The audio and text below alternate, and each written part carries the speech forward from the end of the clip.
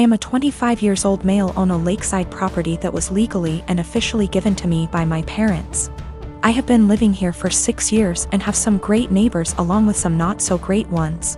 Of all my neighbors, I have only ever had problems with one who lives right next door named Mariette. She first moved in early this summer as she had the former house on her property demolished and rebuilt. My problems started with her over the use of my wood stove and fireplaces. With the temperatures getting colder, I have started to use them daily. My house is not equipped with any form of heating outside of the wood stove and a fireplace. This means that from fall until spring I will constantly have them going to keep my place warm. My family never outfitted the home with anything better because it was for weekend trips and we would winterize and leave it when things got cold. My parents thought of adding oil heating when I moved in, however I opposed it because it was a waste of money and didn't mind splitting logs. 5 days ago, after having received my shipment of logs for the fall, I was approached by my neighbor Mariette. She came around asking for my parents, to which I said that they don't live here and that I am the homeowner. She didn't believe me and said that I was too young to be a homeowner before leaving. Later that day I heard a knock at my door and thought it was my girlfriend, so I gave my usual greeting of, "Hey, sweet cheeks," while opening the door. Unfortunately, it was not her and was Mariette again, so I apologized quickly and asked what she wanted. Once again she wanted to speak with my parents, to which in a more stern tone said that I was the homeowner. This time she finally got it and said that I am violating HOA policy by using wood-burning fireplaces indoors and outdoors. In response, I said that as new as the house looks, I am not a member of the group and that the town permits fireplaces and burning yard waste. She then went on to ask why I even needed them, because they do nothing but harm the environment. I went on to explain that while the house exterior looks new, the house actually has been around since 1930 and still uses a wood stove and fireplace heating. She didn't believe me yet again and said she would be back with an inspector. Yesterday, once again, she came with another person who introduced themselves as an HOA inspector. They tried to talk about my fireplaces, but I shut them down immediately and said that I am not a member of their group. The guy then tried to lie by saying that the HOA is in control of all the properties in the area. I immediately called him out on the lie and said that he is either lazy or a moron for not knowing that I am not with them. We went back and forth one more time before I told them I will not listen to them and to stuff it and leave. I want to point out me and my brother have 2 different fathers. I lost my father last year to cancer. He left me 90% of his stuff, including his family home that was left to him by his dad. It's been in their family for over 100 years. My brother and my dad didn't have a relationship, but he did leave him $10K. My mom was pissed at the will reading, but since she got $10K she couldn't do anything about it. For the past year me and her live okay together. She went on acting like it was her house like before, which I had no problem with, till in May my brother and his girlfriend moved in without even asking me. They're messy, entitled, and rude. I told them in July I want them out by September because they don't pay for anything nor wash a dish. In August they announced they were pregnant and my sil smugly said, "Guess we won't be moving out now." It didn't go down well, but when I told them I wanted them out, my mom and brother basically laughed in my face. Well, the past few months have been hell. They become worse than before, and my mom enables it, then demands me to treat my sil like a princess because she's pregnant. I once had to wait outside McDonald's till they opened to get her a McMuffin. Well, here where I may be the asshole. Because my sil is pregnant, she eats everything she sees, like the cupcakes my friend made me for my birthday. She ate all 6, didn't even get to try them. I can't even make my lunch the night before because when I go to get it, it will be gone. She'll have a smug look on her face while rubbing her belly, then laugh and say, "I couldn't help myself, blame the baby." If I put stuff in my room, my mom will open the door with the spare key. Sil can go through my mini fridge. Well, a week ago I was running late to collage. I didn't have time for my breakfast or to make lunch, and I had to go to work straight after, so all I had that day was a bar of chocolate. When I got home I was starving. I made myself dinner. While it was cooling down I went to use the bathroom. I must have been in there 10 minutes at most. By the time I came out she had 70% of my dinner ate. And I literally lost my shit. Of course she started crying. My mom and brother started screaming at me for making her cry, making excuses, like how she couldn't help it and it was my fault for leaving food around her. Well, I had enough. I told them get out, just like before I got mocked. But here's the thing, back in October my uncle offered me a life-changing amount of money For the house, I called him up crying a few days ago explaining the situation. He said he'd buy the house, but he will evict my mom and brother. The OFC didn't take it too well, and I have had to stay with a friend. I've been receiving texts, and I'm being tagged in multiple posts on social media. I'm starting to think I'm the bad person now. So for making my mom and brother homeless? If I sell the house to my uncle, I will lose 100K, but he's always been good to me. And it's one of those situations where I'd sleep better knowing it's gone to someone in my dad's family.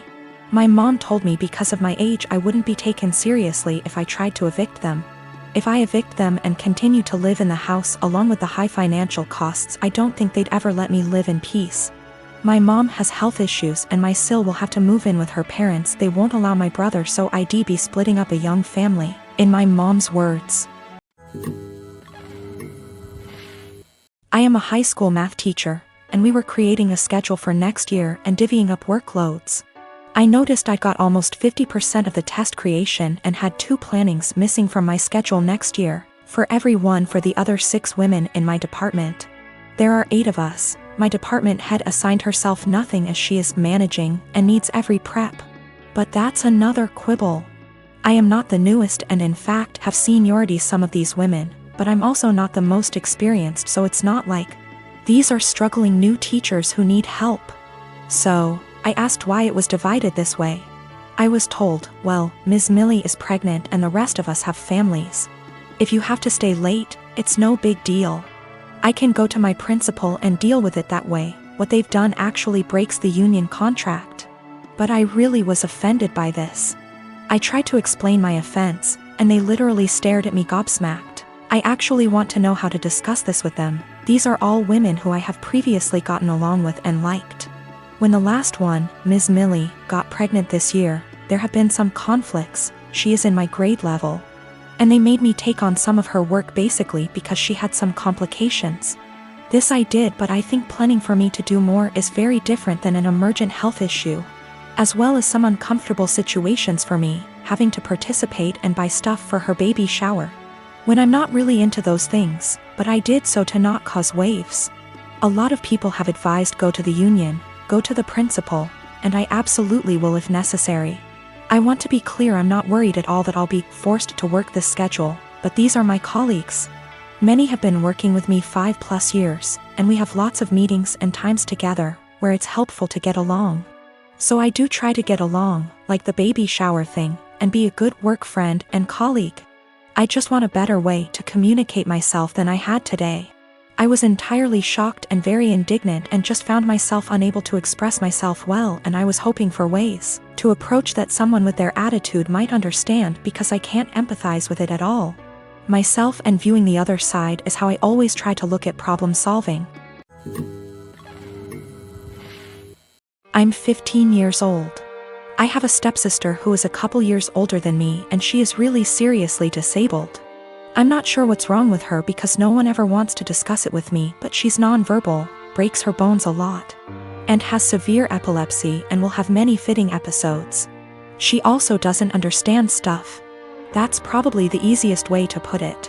She's just a human body with nothing inside. She's my stepmom's daughter. My stepmom married my dad 3 years ago and they dated only for a year before that. I don't know my stepmom very well and I don't really get on with her. We are respectful to each other, but I'm basically living with strangers because she's so busy with her daughter and my dad. I am always on my own and I used to hate it, but I'm used to it now. Ever since they moved in to live with us, life changed drastically for me because all the care now revolves around my stepsister. That's fine, I get it.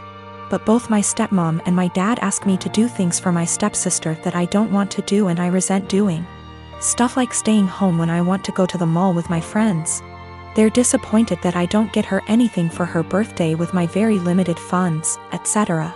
My own mom passed away when I was small, so I can't go and stay anywhere else, and all in all I'm just a lot more angry than I used to be, because they seem really disappointed whenever I say I don't want to do anything for her.